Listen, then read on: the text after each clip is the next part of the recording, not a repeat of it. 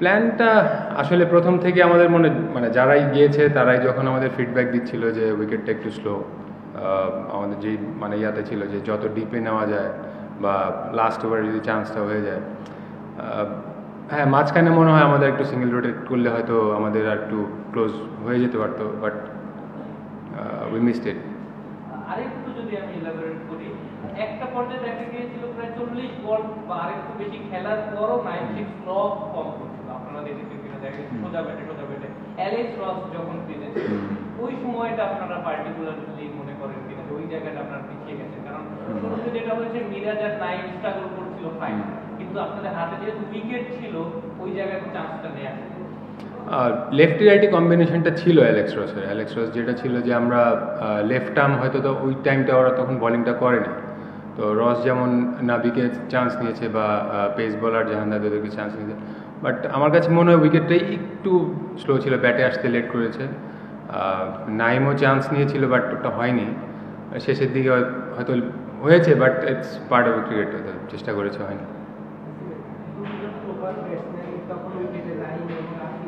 তারপরে মাহিদুর অক্ষর ছিল যে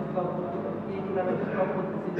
16-17তম ওভারে যখন ইম্প্রোভাইজ করতেছিল, যখন মিস হচ্ছিল, এরপরেও সেম জিনিস ট্রাই করাটা কি আপনাদের জন্য একটু কস্টলি হয়ে গেছে কিনা?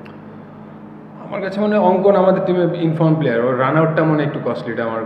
মনে হয়ে গিয়েছে ওই টাইমটা, কারণ একটা নতুন প্লেয়ার এসে এই ধরনের মানে একটু ট্রিকি উইকেটে এসে মারাটা এত ইজি না, বাট অঙ্কন যেহেতু রানে ছিল তো অঙ্কন হয়তো ওইটা অ্যাডজাস্ট করতে পারতো, যেহেতু মানে পেসটাও ভালো খেলতেছে, স্পিনটাও ভালো চান্স নিচ্ছে, তো ওই রান আউটটা মনে আমার কাছে মনে একটু বেশি কস্টলিটা হয়ে গিয়েছে।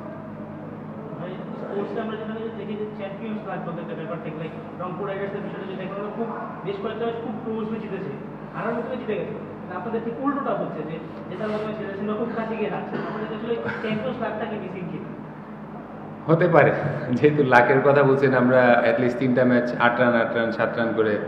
হেরে যাচ্ছি, হয়তো সব কিছুই হচ্ছে ঠিকঠাক মতো, হয়তো ছোট্ট কিছু মিস্টেকের জন্য হয়তো আমরা মিস করে ফেলছি, তো এখান থেকে যত তাড়াতাড়ি বেরিয়ে আসা যায় এর চেয়ে তো বেশি আসলে হোপটা আসাটাই সবচেয়ে বড় বিষয়, আমরা হয়তো নেক্সট ইনশাল্লাহ কামব্যাক করাটা ইম্পর্টেন্ট। আপনার জীবনে বিশ্বাসেও ক্রিকেটারদের একটু ঘাটতি ছিল, এই কারণে বলছি যে নাইম সেট প্রায় 50টা বল খেলে ফেলেছে, আতিফ যার ব্যাটে লাগছে স্টিল ফুল টস বলগুলো তারা পেছনে খেলার চেষ্টা করছে, যেটা আসলে সাধারণত আমরা করি যে যেহেতু ওদিকে জায়গা ছিল, ওয়াইড মিড উইকেটের জায়গা ছিল, কাভারের দিকে জায়গা ছিল, ওদিকে খেললে হয়তো বেটার রেজাল্ট হতে পারে। সেটা হতে পারতো, বাট আমার কাছে মনে হয় স্লো ট্র্যাকে মানে চান্স নেওয়া যায়, পিছনে চান্স নেওয়া যায়, বাট ভালো উইকেট হয়তো আপনি সোজা মারলে হয়তো ব্যাটে এসে হয়তো মানে কুইক স্কিড করে চলে আসতেছে। আজকের উইকেটটা একটু মনে হচ্ছে আমার যে সেকেন্ড হাফে একটু একটু ট্রিকি ছিল, যেহেতু নাবিও যখন বল করছিল উইকেট টার্ন করছিল, তো আমাদের প্ল্যানটাই ছিল যে ডিপে ব্যাটিং করা। আমরা কিন্তু দেখবেন যে লাস্ট আমরা যে 2টা ম্যাচেই 200 রান প্লাস করেছি, আমরা কিন্তু যত ব্যাটাররা ডিপে গিয়েছে লাস্টে এক্সিকিউশনের টাইমে 4-5 ওভার আমরা কিন্তু অসাধারণ ক্রিকেট খেলেছি, তো আজকে কিন্তু হয়ে যাচ্ছিল almost, but what should say.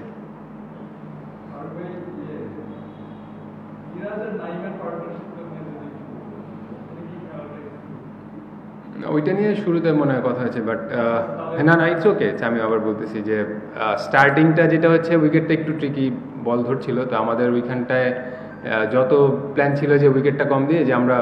যত ডিপে ঢোকা যায়, যে বল যখন পূরণ হচ্ছে তখন বা পেস বলটা আমরা ইজি ব্যাটে চলে আসতেছে, তো সেই প্ল্যানে আগাচ্ছিলাম, তো